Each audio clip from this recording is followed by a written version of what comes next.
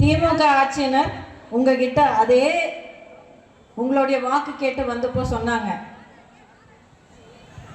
அதாவது திருமதி கனிமொழி அவர்கள் திமுகவுக்கு சேர்ந்த அரசியல் தலைவர் திருமதி கனிமொழி அவர்கள் சொன்னாங்க, தமிழ்நாட்டில் இளம் விதவைகளுடைய எண்ணிக்கை ரொம்ப அதிகமாக போயிடுச்சு அப்படின்னாங்க.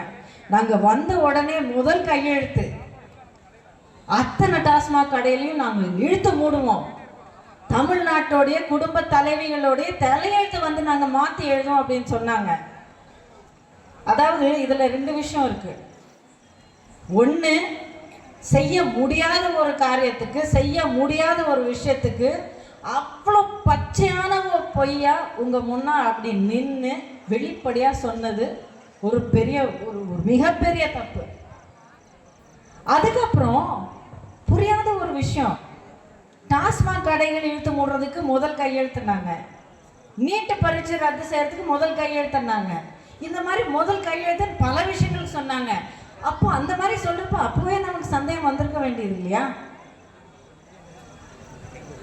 ஆனா இன்னைக்கு டாஸ்மாக் கடைகளுடைய எண்ணிக்கை 4 மடங்கு அதிகம் ஆயிருக்கு. இது உண்மை.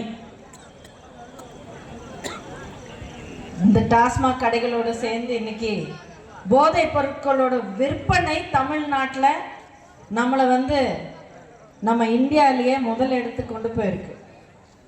போதைப் பொருட்கள் கிடைக்காத ஒரு தெருமுனை இல்லை, போதைப் பொருட்கள் கிடைக்காத ஒரு குக்கிராமமும் இல்லை.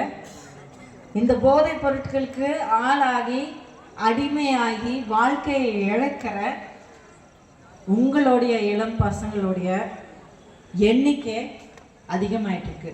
இந்த திமுக ஆட்சி ஸ்டாலின் அவர்களின் தலைமையில் நடக்கிற மக்கள் விரோத பொய்யான ஆட்சியை அகற்ற வேண்டும்.